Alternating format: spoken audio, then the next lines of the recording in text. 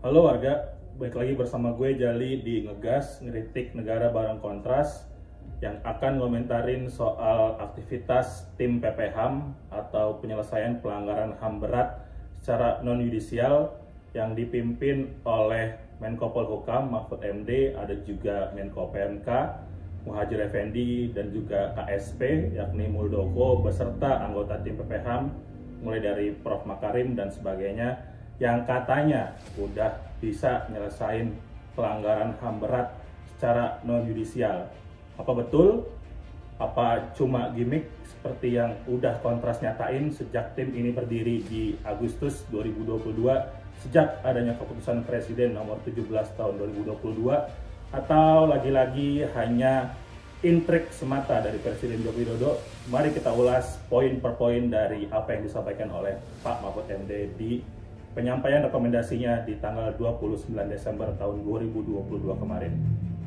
Materi laporan rekomendasi tim pelaksana PPHAM sesuai dengan mandat yang diberikan memuat hal-hal sebagai berikut. A. Pengungkapan dan analisis mengenai faktor-faktor apa yang menjadi penyebab terjadinya pelanggaran HAM yang berat di masa lalu. Yang kedua, rekomendasi pemulihan bagi korban atau keluarganya yang selama ini terabaikan.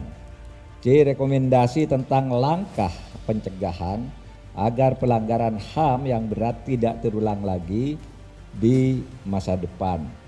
Dari 3 poin yang udah disampaikan oleh Pak Mahfud MD, kita bisa lihat sebenarnya tim ini hanya mubazir semata. Jadi dengan segala respect buat para akademisi yang milih gabung ke dalam timnya, kita tahu ada Mas Uceng di sana, ada Prof Tuti juga dan beberapa nama lain yang kerja bareng sama beberapa nama kontroversial seperti siapa namanya, Kiki Sanakri. Ya, saya lupa karena itu udah lama banget masuk ke dalam laporan tim penyelidikan untuk kasus Timor Timur pasca jejak pendapat. Sekarang nyebutnya bukan Timor Timur tapi Timor Leste karena mereka sudah merdeka. Tapi selama gabung di Indonesia banyak sekali menerima pelanggaran HAM berat. Ya, balik ke substansinya, dari 3 fungsi atau 3 tugas dari tim ini kita bisa melihat bahwa ini adalah kemubaziran semata, karena ya kita bisa lihat ini sebenarnya hal-hal yang seharusnya menurut undang-undang yang sudah berlaku, yakni Undang-Undang 39 tahun 99 soal HAM dan Undang-Undang 26 tahun 2000 soal pengadilan HAM. Hal-hal ini udah dikerjain lama sama beberapa lembaga negara yang berwenang, sebut saja mulai dari Komnas HAM, kemudian juga ada Lembaga Perlindungan Saksi dan Korban atau LPSK, dan juga tentu Kejaksaan Agung yang harus bertautan antara penyelesaian di jalur hukum atau sering disebut yudisial dan juga apa yang menjadi nama dari tim ini yakni non-yudisial. Nah, pengungkapan fakta dan sebagainya, apalagi bahasanya mencari faktor, itu sebenarnya hal-hal yang sudah sangat dekat dengan kehidupan kita semua, apalagi kehidupan mereka para pengisi istana ya. Karena kan kita juga tahu sama tahu mereka yang ada di balik pelanggaran HAM berat atau penjahat HAM berat satu kantor ternyata sama mereka, sehingga ya harusnya udah bukan barang susah dan barang yang lama lagi diproses ya, karena mereka sangat dekat dengan faktornya dan butuh keberanian aja untuk bisa menuliskannya sebagai analisis dan jadi bahan untuk penyelesaian secara menyeluruh.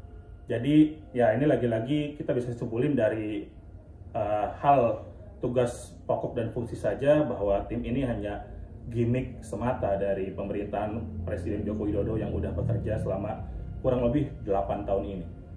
Saudara, tim ini tidak mencari siapa yang salah karena hanya menyantuni atau menangani korban. Meski bisa kita maklumi bahwa memang tim ini bekerja untuk ranah non-yudisial, tapi frasa untuk mengungkapkan atau menyatakan bahwa tim ini tidak akan mengungkap yang salah, melainkan hanya untuk menyantuni atau mengenangani korban, ini ada hal-hal yang perlu kita cermati teman-teman, karena tentu ini berisi ketidakpekaan untuk beberapa hal. Pertama, tidak mencari siapa korban itu merupakan bentuk kemalasan sebenarnya, karena itu merupakan harusnya fungsi atau tujuan atau hasil yang harusnya didapat dari proses penyidikan yang harusnya dikerjakan oleh Kejaksaan Agung, yang bosnya siapa? Jaksa Agung, bosnya presiden kita sendiri. yang ada di bawah koordinasi dari Menko Polhukam yang terhormat Bapak Mahfud MD. Sehingga kalau dalam kurang lebih 2 periode ini Presiden Joko Widodo akhirnya juga gagal, atau sebenarnya kita bisa bilang nggak mau mencari siapa yang salah lewat proses mekanisme yang ada, ya sebenarnya emang nggak mau aja gitu untuk akhirnya bisa ngasih tahu ke publik siapa yang harus bertanggung jawab dan ada evaluasi dan koreksi kepada institusi pelaku pelanggaran HAM berat atau pelaku pelanggaran HAM berat, kasus-kasus yang ada selama ini ke publik, sehingga kita akan punya TNI, Polri, dan berbagai kementerian lembaga yang mungkin melakukan pelanggaran HAM berat untuk menjadi lebih baik. Dan terasa bahwa tim ini hanya berfungsi untuk memproses, menyantuni, dan juga menangani korban. Ini benar-benar menganggap bahwa meski memang pada fakta di lapangan banyak sekali korban yang berada dalam situasi sosial ekonomi menengah ke bawah, karena memang menjadi korban dari adanya berbagai peristiwa kejahatan kemanusiaan, banyak yang mengalami dampak perubahan status ekonomi karena adanya kejadian tersebut, sehingga mengalami ketidakberuntungan. Tapi bahasa menyantuni kita lihat seperti bahasa perlakuan atau pilihan kebijakan terhadap golongan sosial ekonomi ke bawah, yang sebenarnya itu bukan golongan yang menjadi identitas utama para korban pelanggaran HAM berat, karena identitas utama mereka ya adalah warga negara yang menjadi korban pelanggaran HAM berat yang dilakukan oleh negara di masa lalu. Jadi tolong lain kali kalau bikin kebijakan, bikin pernyataan dan sebagainya, peka terhadap identitas tujuan dari adanya kebijakan, sehingga nggak lagi-lagi menyakiti hati dan perasaan para korban. Tim ini mencari kemungkinan dari berbagai ketidakmungkinan. Yang menarik berikutnya adalah ada pernyataan bahwa tim ini bekerja atau menghasilkan atau bertugas untuk mencari kemungkinan di antara ketidakmungkinan yang memang jadi beban sejarah selama kurang lebih ya udah mau 25 tahun, tepat 25 tahun di tahun ini pasca reformasi, perubahan dari rezim Orde Baru yang begitu militeristik dan sangat produktif menghasilkan pelanggaran HAM berat serta berbagai tindak pidana lainnya seperti korupsi dan lain-lain.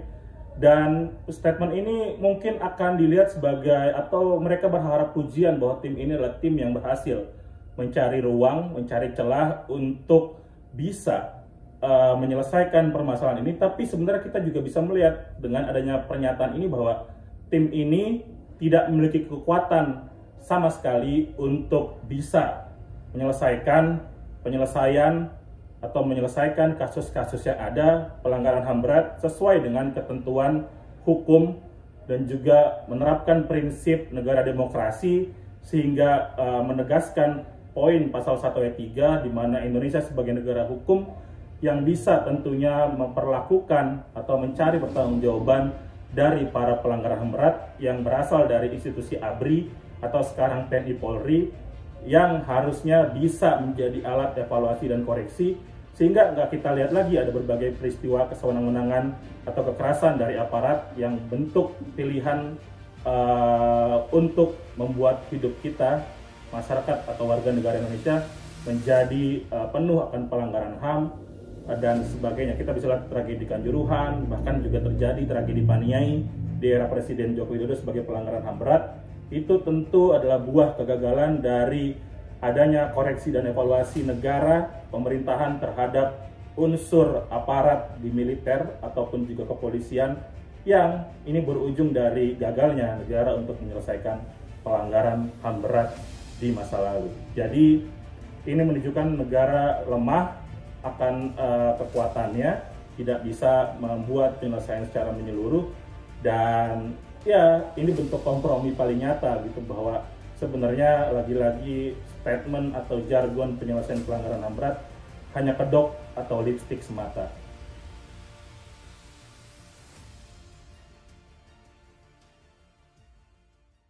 Saya sebagai Kepala Negara Republik Indonesia mengakui bahwa pelanggaran hak asasi manusia yang berat memang terjadi di berbagai peristiwa. Dan saya sangat menyesalkan terjadinya peristiwa pelanggaran hak asasi manusia yang berat.